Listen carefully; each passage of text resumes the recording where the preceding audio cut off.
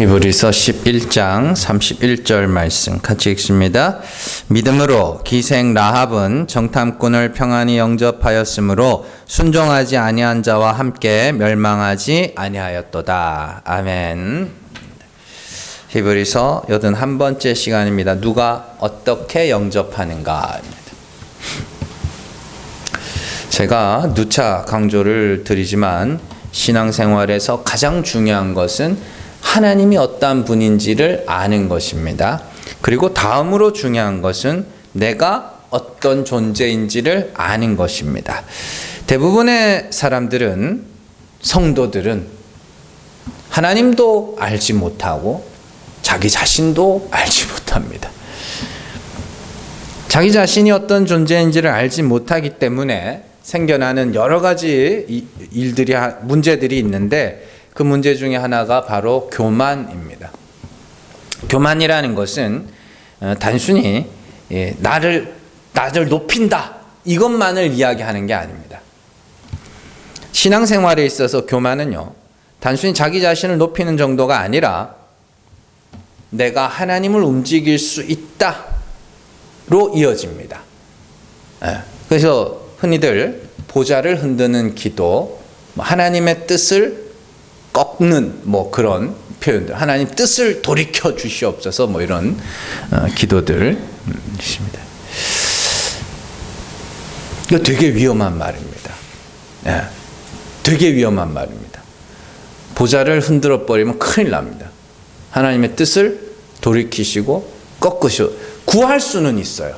구할 수는 있지만 하나님은 자기의 기쁘신 뜻대로 일하시는 분입니다. 그렇기 때문에 구할 수는 있어도, 그죠? 하나님, 내게 내려진 이 벌이 너무 가혹하니까 하나님 뜻을 좀 돌이켜 주시옵소서. 그런 기도는 나와요.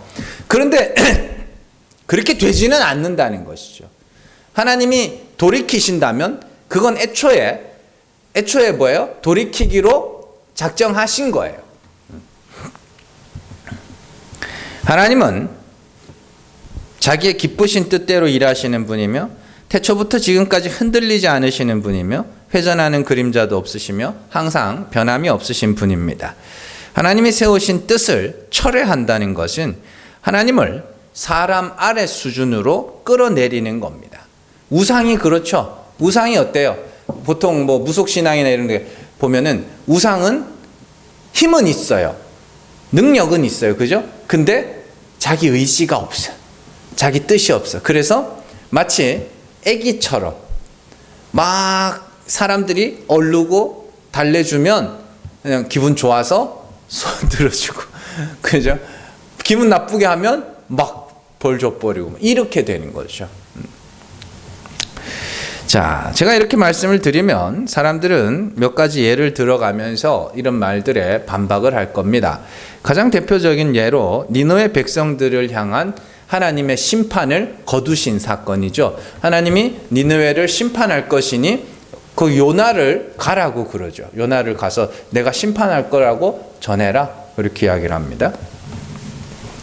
자, 니느웨는 하나님이 심판하기로 작정하셨으나 그들이 회개함으로 심판에서 벗어났다는 이야기죠. 요나서의 내용이.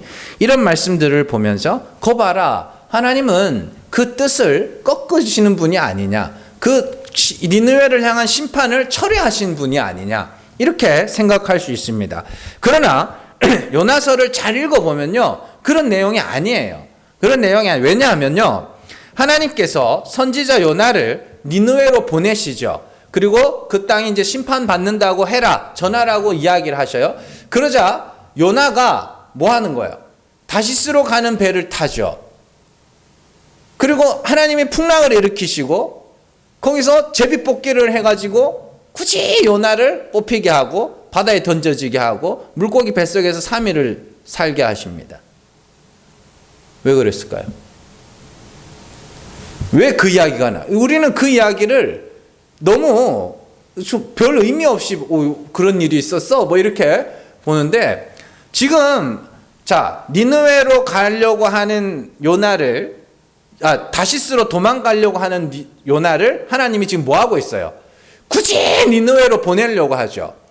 왜요? 얘가 가야만 되는 거예요. 왜? 이 땅은 니느웨는 뭐 하기를? 심판받을 땅이 아니라 심판을 통하여 뭐 하려고? 회개시키려고. 그러니까 회개시키려면 선지자가 가야 되는 거예요. 근데 안 갈라 그러네? 그러니까 하나님이 어떻게든 보내시는 거 아닙니까? 심판을 할 거면은 그냥 심판하셔도 돼요. 굳이 보낼 필요가 없어요. 그리고 결정적으로 요나가 뭐예요? 매일 다 돌아다녔어요, 그 성을? 아니죠. 한나절, 하루를 통으로 다녀야 되는 큰 성인데 반나절 동안만 크게도 안 했을 거예요. 그러자 거기서 뭐예요? 회개하죠, 그 백성들이. 그래서 하나님이 심판을 거두셨죠. 그러면 애초에 하나님께서 그 땅을 심판하기로 하셨다, 아니다? 회개시키려고 심판을 끌어다 쓰신 거예요. 회개시키려고. 심판하는데 막 회개하니까 아유 내가 한번 봐줬다. 이게 아니에요.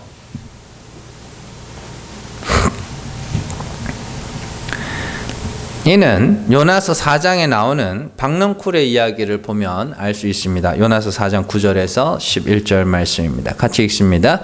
하나님이 요나에게 이르시되 내가 이 박넝쿨로 말미암아 썩내는 것이 어찌 옳으냐 하시니 그가 대답하되 내가 썩내어 죽기까지 할지라도 옳으니이다 하니라. 여호와께서 이르시되 내가 수고도 아니하였고 재배도 아니하였고 하룻밤에 났다가 하룻밤에 말라버린 이 박넝쿨을 아꼈거든. 하물며 이 큰 성읍 니느웨에는 좌우를 분별하지 못하는 자가 12만여 명이요 가축도 많이 있나니 내가 어찌 아끼지 아니하겠느냐 하시니라. 아멘. 박넝쿨이 뭐 이렇게 요나가 이제 날짜가 지났어요. 그리고 이제 하나님께서 심판하시겠지. 그리고 산에 앉아가지고 심판하나 안 하나 이렇게 보고 있는데 날이 더웠나 봐. 그래서 박넝쿨이 이렇게 하나님께서 이렇게 만들었죠. 그러다가 이제 그 그늘에서 시원하게 있다가 밤에 벌레가 박넝쿨을 다 먹게 합니다. 그래서 말라서 죽게 되죠.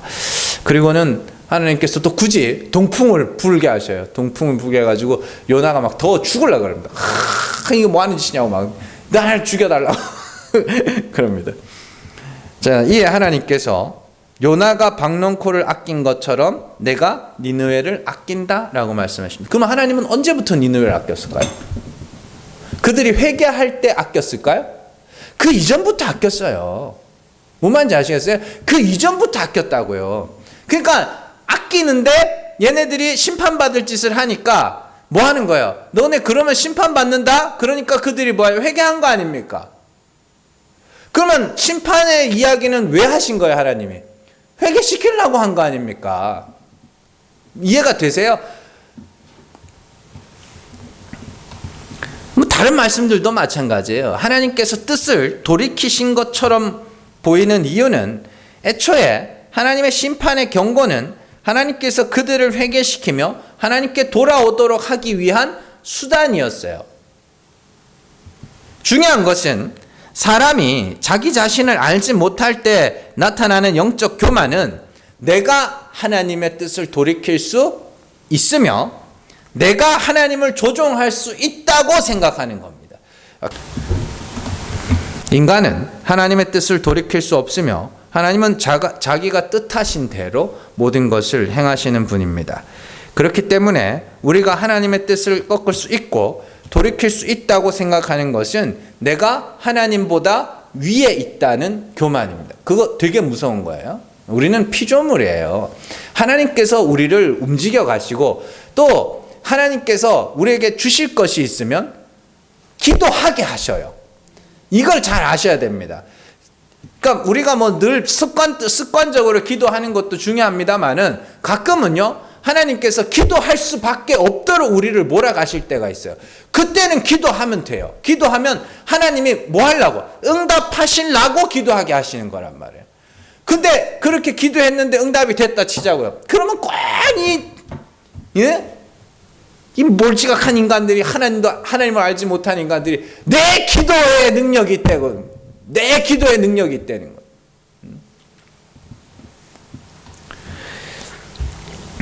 이런 교만한 모습은 우리 구원에도 그대로 적용이 됩니다. 이게 진짜 심각한 문제인데 우리가 많은 행위를 쌓아야 영생에 이를 수 있다는 마음. 하나님이 내 행위를 보시고 나를 구원하실지 안 하실지를 결정한다는 그런 마음. 이게 모든 인간들의 마음에 공통적으로 갖고 있는 교만입니다. 옛날에 제가 중학교였습니다. 중학교 교과서에 이해의 선물이라는 소설이 있습니다. 그게 이제 제가 찾아봤더니 이 소설의 원래 제목이 위그든 씨의 사탕가게라는 소설이에요. 거기에 보면은 어떤 내용이 나오면 4살짜리예요. 4살짜리. 이제 좀 걸어 다니고 뭐 사고 뭐 아는 것도 없죠. 4살짜리 꼬마아이가 가만히 가게를 지나갈 때마다 그 사탕 가게가 있었거든요. 그 위그든 씨의 사탕 가게인데 가게를 지나갈 때마다 이렇게 봤더니 어른들이 뭘 주면 이 주인이 사탕을 주는 거예요. 그래서 뭘 줘야 되나? 자기는 사탕이 너무 먹고 싶은 거예요. 그래서 뭘 줘야 되나? 그렇게 생각을 하다가 돈을 모르니까 4살짜리는. 그래서 버찌 씨를 4개를 주워다가 이제 그 위그든 씨 사탕 가게에 갑니다.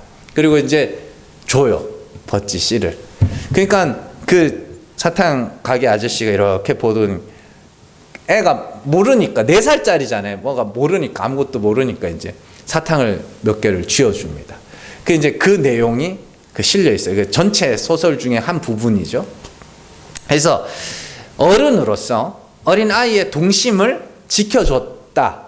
이제 그 소설에서 이야기하는 건 그래서 동심을 지켜주기 위해서 이 위그든 씨가 참 착한 사람이다. 그걸 이야기하는데 계속 그렇게 하면 어떻게 돼요? 제가 이거는요. 제가 그 소설을 중학교 때 교과서에서 처음 접했을 때부터 계속 했습니다. 또 그러면 어떡하지? 또 그러면 어떡하지? 그런 생각이 드는 거예요. 그래도 한 5살 되면 가르쳐 줘야 되지 않을까요?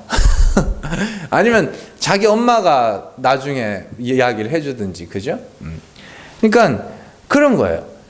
우리가 신앙생활을 처음 할 때는 율법의 행위, 내 행위, 착한 삶 이런 것들이 하나님이 보시고 축복도 해주시고 벌도 주고 또 때로는 내가 착하게 살면 우리를 구원도 해주기도 하고 상급도 주고 그런 게 사실은 재밌어요. 사람들이 그걸 좋아한다고요. 제가 자주 말씀드리지만 갈라디아서에서 사도 바울이 내가 사람에게 좋게 하랴 하나님께 좋게 하랴 내가 사람을 좋게 하면 하나님의 종이 아니라 이런 말씀들에서 사람을 좋게 하는 게 뭐였어요? 율법의 행위로 말미암아 의롭다함을 받기 위해서 자기의 할례를 받는 거. 그게 사람이 좋아하는 거였대요.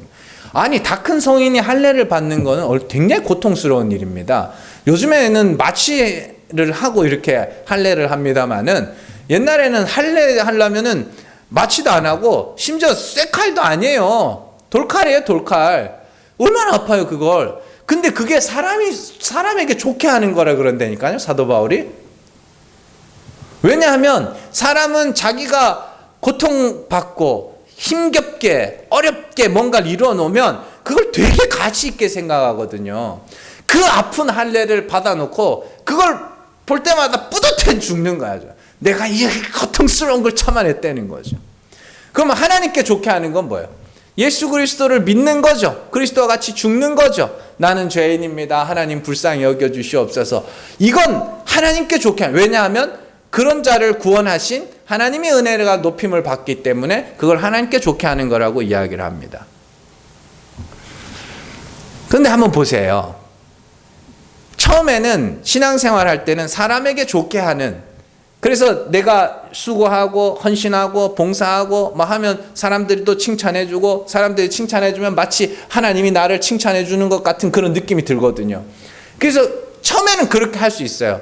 그 위그든 씨 사탕 가게에 들른 4살짜리처럼 그렇게 버찌씨 주면 사탕 얻어먹고 그럴 수 있죠. 그러나 때가 되면 가르쳐줘야 될 거 아닙니까? 그 버찌씨 사실 아무짝에도 쓸모없는 거라고. 그걸로는 이거 못 산다고. 신앙생활 가르쳐줘야 될 거 아닙니까? 헌신하고 봉사하고 사람들 칭찬받고 인정받고 재미있고 좋죠. 근데 그걸로는 절대로 구원을 받을 수가 없습니다. 죄와 허물들을 자백하고 하나님의 긍휼하심을 구하는 방법 외에는 구원받을 길이 없습니다. 말을 해줘야 될 거 아니에요. 근데 이거 말을 안 해주면 어떡할 거냐. 계속 버짓이 갖고 그 사탕 사러 갈 거 아니에요. 그럼 이제 나이가 먹어가지고 한 7, 8살 됐는데도 그러고 있어. 그러면 이제 그만해라 좀. 그럴 거 아니냐고.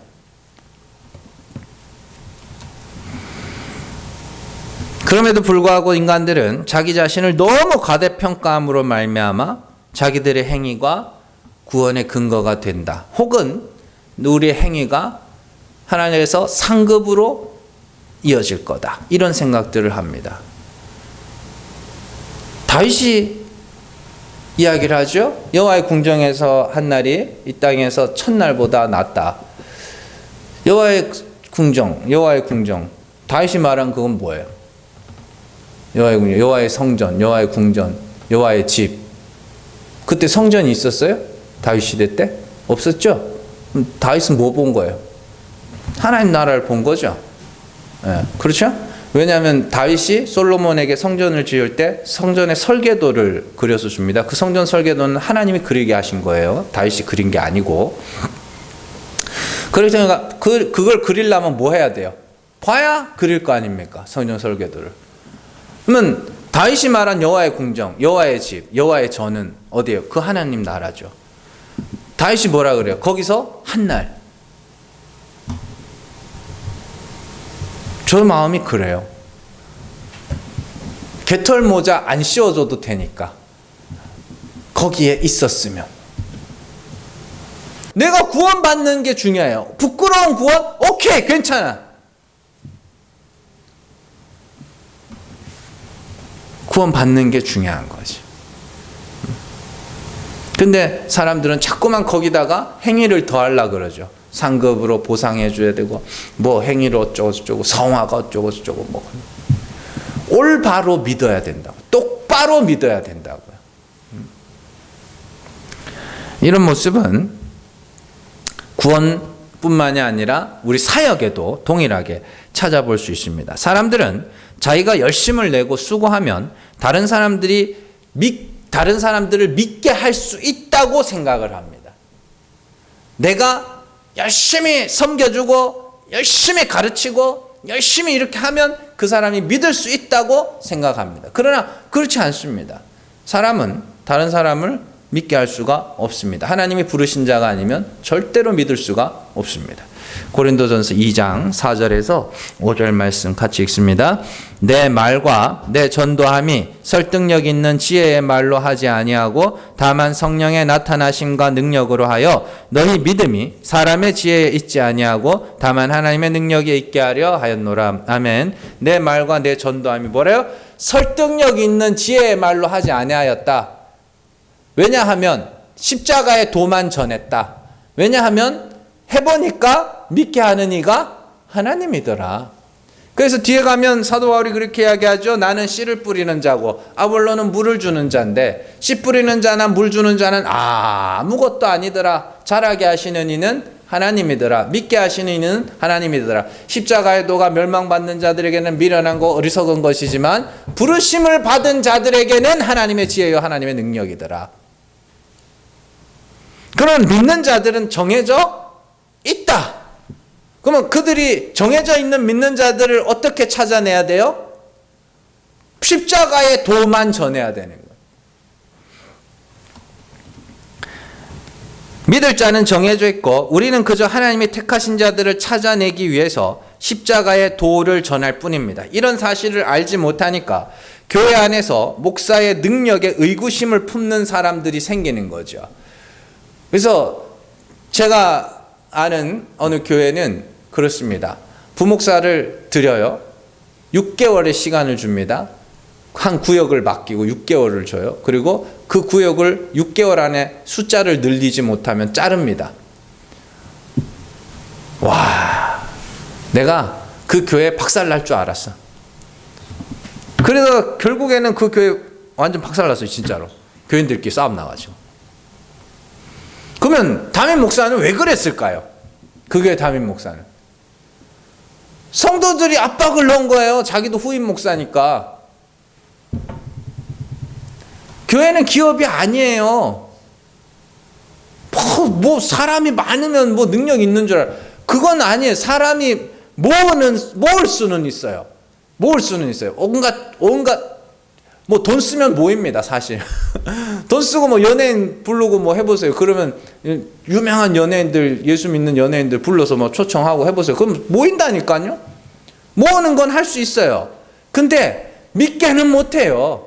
믿게는 못한다고. 목사의 능력은 사람을 설득하는 능력이 아니며 사람을 변화시키는 능력도 아닙니다. 어떤 상황에서건 십자가의 도만을 전하는 것이 목사의 능력입니다. 사도 바울의 논리에 의하면. 그렇죠?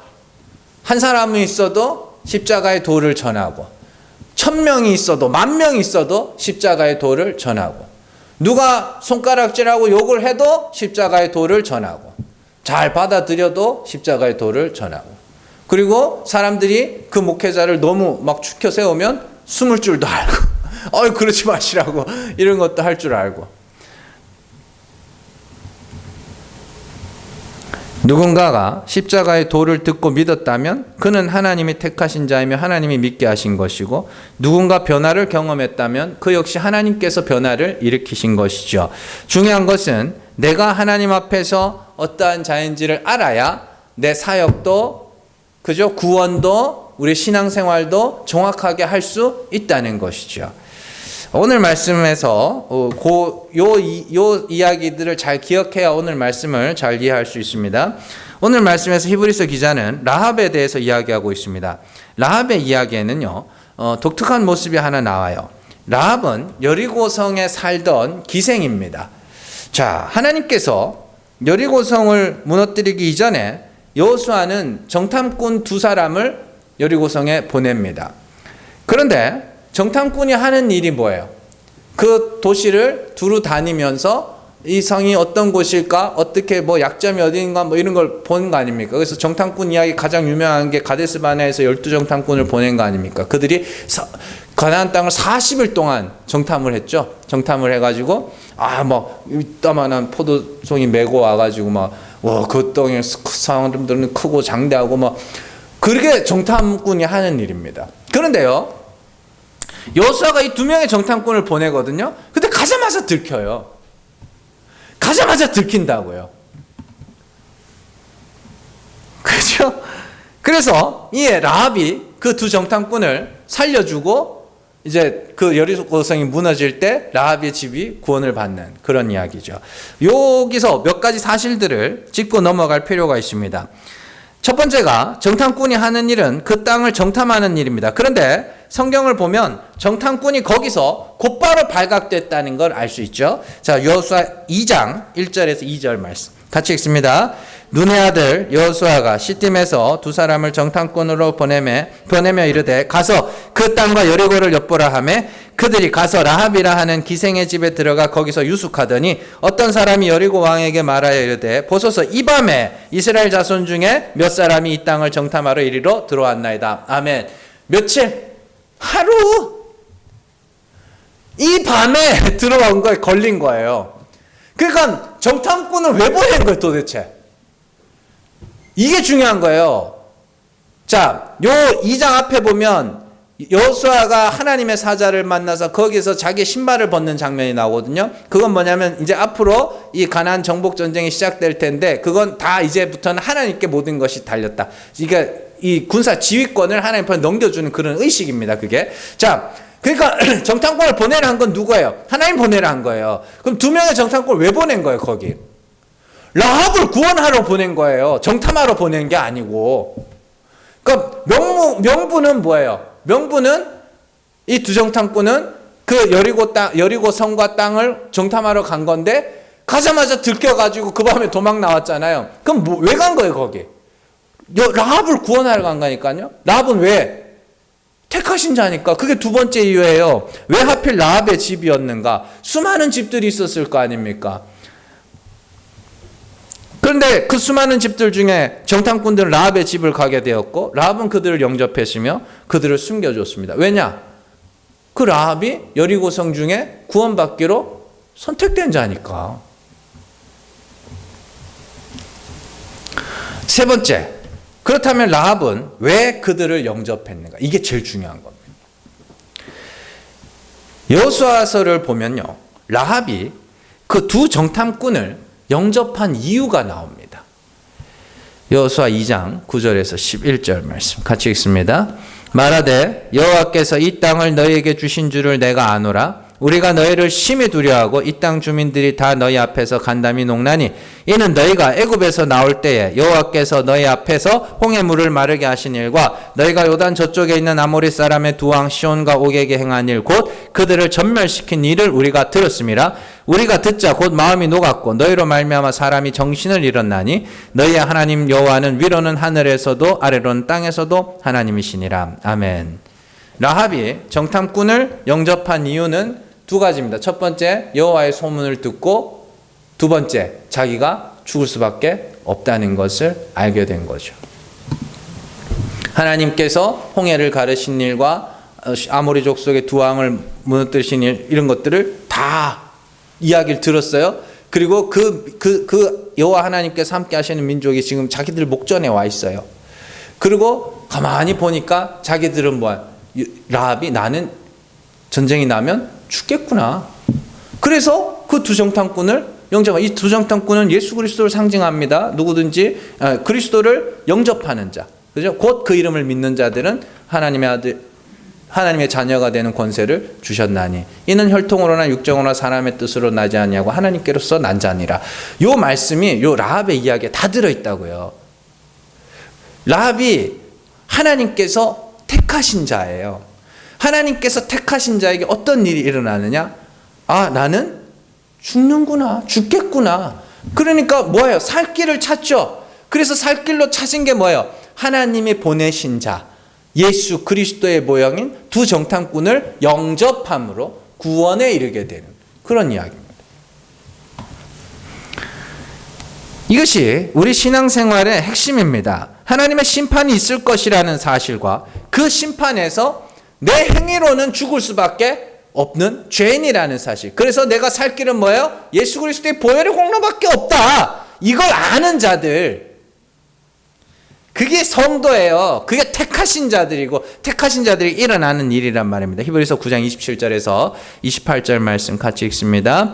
한번 죽는 것은 사람에게 정해진 것이요 그 후에는 심판이 있으리니 이와 같이 그리스도도 많은 사람의 죄를 담당하시려고 단번에 들이신 바 되셨고 구원에 이르게 하기 위하여 죄와 상관없이 자기를 바라는 자들에게 두 번째 나타나시리라. 아멘.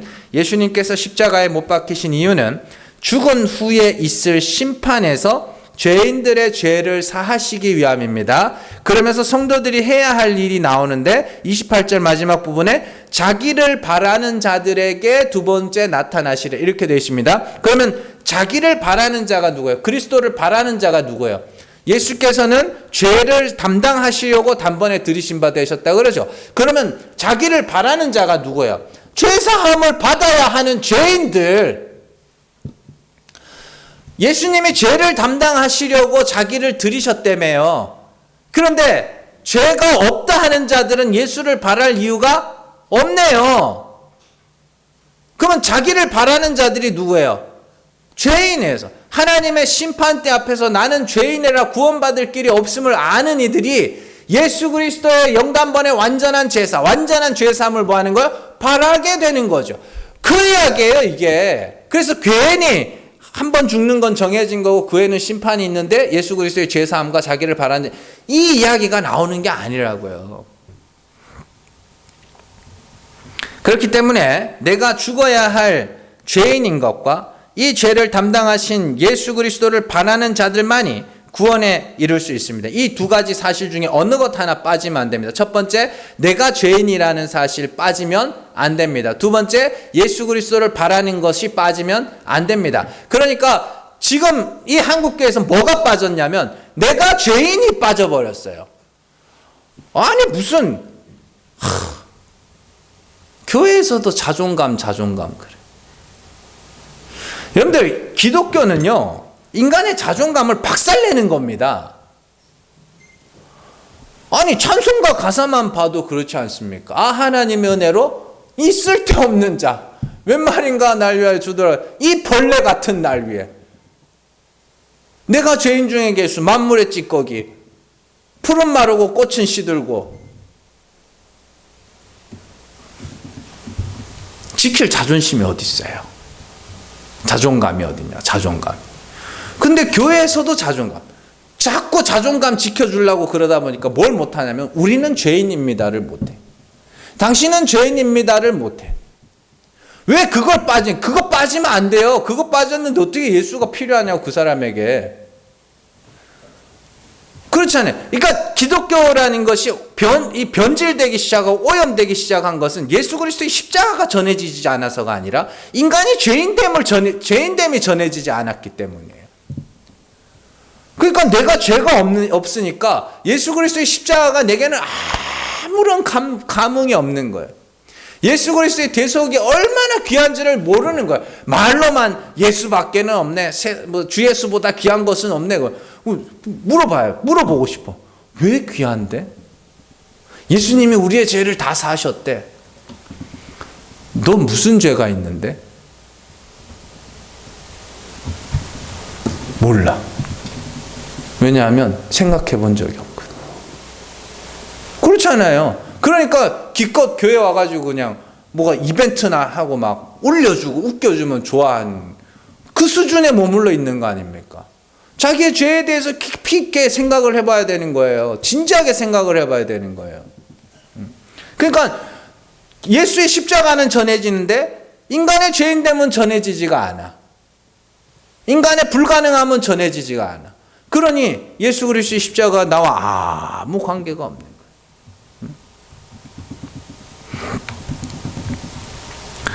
이처럼 라합은 자신이 죽어야 할 자임과 구원이 필요한 자임을 알고 예수 그리스도를 모형하는 두 정탐꾼을 영접함으로써 구원에 이른 것이고, 나머지 여리고 사람들은 자신이 죽어야 할 자임도 알지 못하고 그리스도도 영접하지 못함으로 멸망에 이를 자들을 모형하는 자들인 것이죠. 그런데요, 이런 사람이 라합만 있는 게 아닙니다.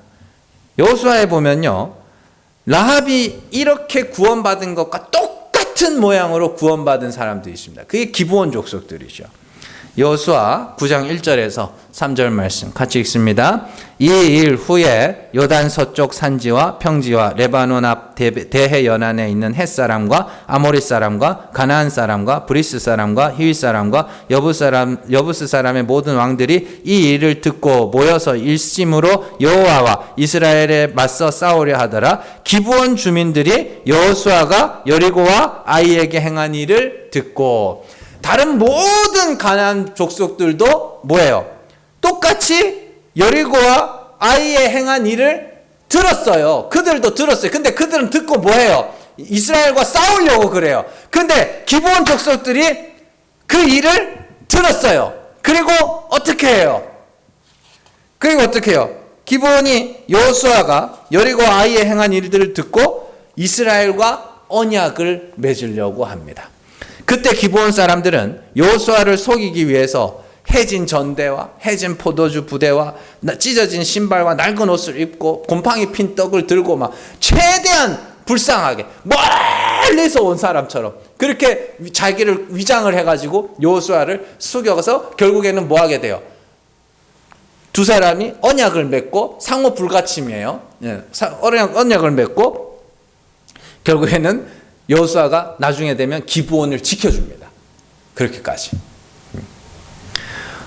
이걸 가지고 어떤 사람들이 뭐 거짓말을 하는 건 옳지 않다, 뭐 이런 도덕적 가치 판단, 참 배가 불러서 그래요.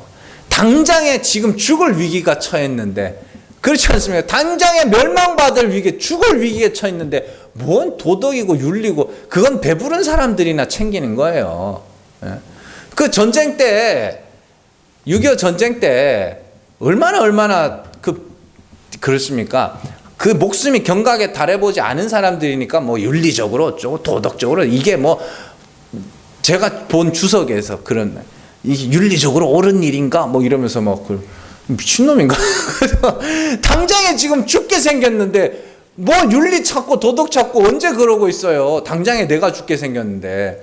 이렇게라도 해서 뭐 하는 거예요? 내가 죽게 생겼으니 구원받을 길이 찾아야 될 거 아닙니까? 그래서 구원받을 방법을 찾다 보니까 이렇게라도 해서 뭐 하는 거예요? 여호수아를 영접하는 거죠. 그래서 그들이 구원을 받게 되는 그런 이야기란 말이에요. 그러니까 이 라합의 이야기와 기브온의 이야기는 마치 데칼코마니처럼 똑같습니다. 똑같은 이야기. 둘 다 뭐예요? 하나님의 소식을 듣고 하나님께서 행하신 일을 듣고 나 죽겠구나. 그래서 정탐꾼을 영접하고 나 죽겠구나. 여호수아에게 가서 그와 언약을 맺고 똑같은 이야기. 그래서 그들이 둘 다 구원을 받는 그런 이야기란 말이에요. 그러니까 택하신 자들에게 일어나는 일들이 뭔지 아시겠어요? 택하신 자들은 하나님께서 어떻게든지 그들의 죄를 들춰내서 그들이 나는 지옥에 던져져도 시원찮을 자라는 것을 하나님이 밝혀내세요. 그래서 내게는 예수 그리스도의 십자가가 꼭 필요한 거구나를 알게 하신다고.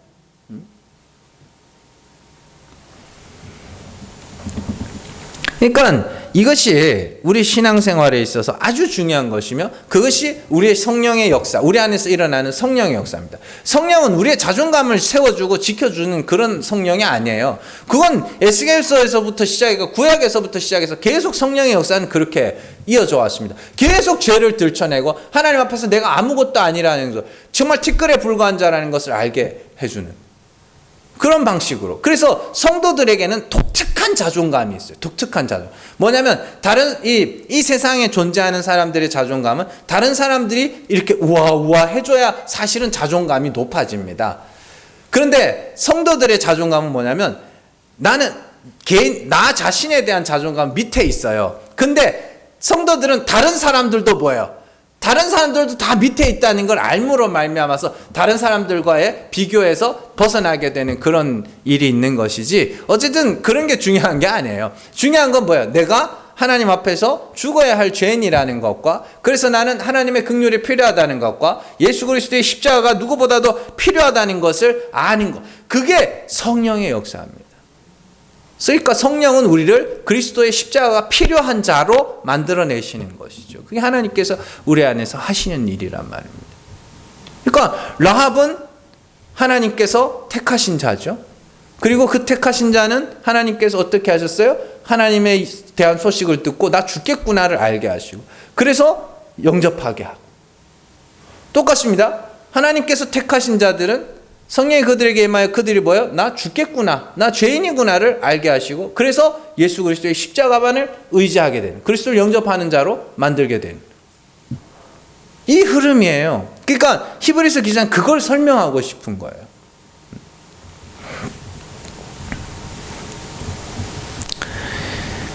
자, 이러한 정확한 자기인식을 위해서 성도가 해야 될 게 있어요. 착하게 사셔야 됩니다. 착하게 사셔야 됩니다. 그래야 내가 안 착하다는 걸 알 수 있습니다. 죄를 안 지으려고 죄와 피 흘리기까지 싸워봐야 됩니다. 그래야 내가 죄인이라는 것을 알 수 있습니다. 하나님께서 우리에게 원하시는 것은 완전함이에요. 완전하게 깨끗하게 살든지 아니면 완전한 죄인의 자리에서 하나님의 긍휼하심을 구하든지 둘 중에 하나여야 합니다. 그리고 그런 가운데 우리가 나아가야 될 방향은 완전한 죄인의 자리라는 것을 아는 자들이죠. 예수님도 비유를 통해서 이런 말씀을 하신 적이 있습니다. 누가복음 14장 28절에서 33절 말씀 같이 읽습니다. 너희 중에 누가 망대를 세우고자 할진대 자기의 가진 것이 준공하기까지에 족할는지 먼저 앉아 그 비용을 계산하지 아니하겠느냐? 그렇게 아니하여 그 기초만 쌓고 능히 이루지 못하면 보는 자가 다 비웃어 이르되 이 사람이 공사를 시작하고 능히 이루지 못하였다 하리라. 또 어떤 임금이 다른 임금과 싸우러 갈 때에 먼저 앉아 1만 명으로 저 2만 명을 거느리고 오는 자를 대적할 수 있을까 헤아리지 아니하겠느냐? 만일 못할 터이면 그가 아직 멀리 있을 때에 사신을 보내 화친을 정할지니라. 이와 같이 너희 중에 누구든지 자기의 모든 소유를 버리지 아니하면 능히 내 제자가 되지 못하리라. 아멘. 이거 여러분들, 자, 망대를 세워요. 망대를 세우는데 비용을 계산을 해봐야 될 거 아닙니까? 그죠? 요즘 망대라 그러니까 좀 이상하긴 한데, 요즘을 치면 이제 빌딩, 건물을 하나 세운다고 치자고, 뭐 교회를 건축한다고 치자고 해서 땅도 사야 되고, 그죠? 기초도 해야 되고, 뭐 인테리어도 해야 되고, 외장도 해야 되고, 막 이렇게 다 비용을 계산을 해볼 거 아닙니까? 그래서 계산해봤는데, 터무니없이 모질라. 그럼 어떻게 하겠어요? 포기하겠죠. 뭐 땅만 사놓고 다 나머지 돈이 쌓일 때까지 기다리든가. 그럼 당장에는 못 짓고 있겠죠. 아직은 안 되나 보다. 그렇게. 근데 이제 못 모르고 시작을 한 거예요. 계산도 안 해보고. 그래서 기초만 닦았는데 올릴 돈이 없네? 그럼 기초 닦아놓고 어떻게 돼요? 손가락만 빨고 있어야 되는 거죠. 아무것도 못하고. 그게 이제 예수님 비유입니다. 잘 들으세요. 두 번째 비유가 뭐예요? 내게는 군사 10,000명이 있어. 근데 저쪽 적군이 20,000명을 끌고 와. 그러면 계산을 해볼 거 아닙니까? 아, 이 10,000명으로 저 20,000명 이길 수 있을까? 근데 아무리 생각해도 안 돼. 못 이길 것 같아. 그럼 어떡하겠어요? 아직 가까이 오기 전에 사신을 보내서 화친을 해야 될 거 아니냐. 이 비유의 내용은 알겠죠? 근데 이 비유의 결론이 골 때려요. 거기 마지막 절 33절 한번 보세요. 이와 같이 너희 중에 누구든지 자기의 모든 소유를 버리지 아니하면 능히 내 제자가 되지 못해. 왜 이런 결론이 나요? 에? 이거예요. 앞서 말씀드렸잖아요. 자, 네가 온전할라 치면 율법의 모든 계명을 다 지키라. 그게 아니라면 그 소유, 율법의 행위라는 그 소유, 그거 다 버리고 긍휼을 구하는 자가 돼야 돼. 그래야 내 제자야. 왜? 그러니까 어설프게 하지 말라는 거예요. 근데 많은 사람들이 어설프게 하고 있다고요. 믿음이면 믿음, 행위면 행위지. 이걸 자꾸 중간에서 어떻게 자꾸 섞으려고 하지 말라는 이야기예요. 망대를 계산해봤지? 그러면 돈이 없으면 시작도 하지 마. 우스갯거리로 전락이 되니까, 웃음거리로 되니까 시작도 하지 마. 그 말이잖아요. 돈이 있으면 시작하지만 돈이 없으면 시작도 하지 마. 전쟁? 어설프게 10,000명, 나는 10,000명, 저기 20,000명 어설프게 덤볐다가 박살나지 말고 화친해. 그리고는 이와 같이 너희도 모든 소유, 모든 율법 행위를 다 버리고 하나님께 긍휼을 구하는 자가 돼. 그게 내 제자야 라고 예수님이 말씀을 하시는 거예요. 왜 비유가 이렇게 결론이 나는지를 아셔야 되는 겁니다. 하나님이 원하시는 것은 어설픈 게 아니란 말이에요. 원래 선무당이 사람 잡는 거예요. 하나님이 원하시는 건 완전함이에요. 그러니까 완전하게 율법의 모든 계명을 항상 지켜서 이르든지, 그게 아니라면 어설프게 쌓은 거 그거 다 버리라는 거예요. 다 버리고 긍휼을 구하든지. 그게 예수님 말씀이잖아요, 이게. 지금 기브온도 라합도 그 과정을 똑같이 밟은 사람들이죠. 라합은 하나님에 대한 소식을 듣고 어떻게 해요? 긍휼을 부르신. 하나님이 불쌍히 여겨주셔야 나는 살 수밖에. 근데 정탐꾼이 왔네? 그러니까 약조해라. 우리 살리겠다고 해라. 그래서 하나님이 살려주는 거. 기브온도 마찬가지죠. 아무리 생각해도 이길 수가 없을 것 같아. 그러니까 여호수아를 속여서라도 그들과 언약을 맺게 되죠. 그래서 구원을 받게 되죠. 하나님이 하시는 말씀이 그거예요. 어설프게 까불지 마. 어설픈 행위 갖고 의롭다, 거룩하다, 선하다 까불지 마. 완전하게 의롭게 되든지, 완전하게 네 행위로 완전하게 의롭게 되든지, 그거 아니면 다 버리고 긍휼의 자리로 내려가. 그게 성령의 인도하심입니다.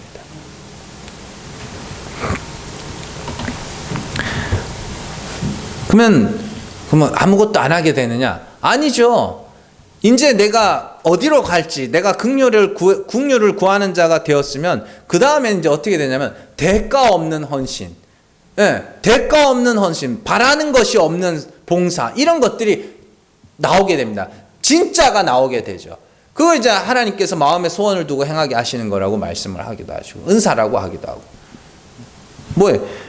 내가 이런 것들이 내 구원의 요소가 될 수 없고, 이런 것들이 하나님께서 상급을 요구할 만한 것이 아님을 알기 때문에 그 다음부터는 뭐 하냐면 순수하게 하게 됩니다. 순수하게. 그래서 그렇게 우리 교회는 그렇게 진행되어 왔잖아요. 제가 뭐 이거 하면 하나님이 축복한다고 뭐 그런 말 안 하잖아요. 그냥 필요하니까 하는 거라고. 적당히 하려 하지 마세요. 적당한 거랑 어설픈 건 사실 같은 겁니다. 적당히 이 정도 하면 되겠지, 이런 거 하지 마시고, 긍휼이면 긍휼, 행위면 행위, 확실하게 하시라고요. 보고 전쟁을 해서 10,000명으로 20,000명을 이길 수가 없을 것 같으면, 내가 10,000명이 있든 5,000명이 있든 15,000명이 있든 20,000명 앞에 가서 뭐 해야 돼요? 화친을 해야 될 거 아닙니까? 이길 수가 없으면. 망대를 세울 돈이 없으면 기초공사도 하지 말아야지. 그 웃음거리가 전락돼가지고, 그 뭐 저기 양평, 가평 뭐 이런 데 가면은 짓다만 건물들이 엄청 많아요. 건설회사들이 막 여기 리조트 짓겠다고 하다가 부도 나가지고, 그거 얼마나 흉물이에요. 그런 이야기란 말이에요. 어설프게 하지 마시고 확실하게 하나님의 긍휼하심의 자리로 내 모든 소유를 다 버리고, 내 모든 재물을 다 버리고, 내 생명이 목숨이라 그랬죠. 육신을 다 버리고 하나님의 긍휼의 자리로 나아가서 예수의 십자가만 바라고 하나님의 은혜를 부르짖는 저 여러분들 되시기를 주님의 이름으로 축원합니다. 기도하겠습니다.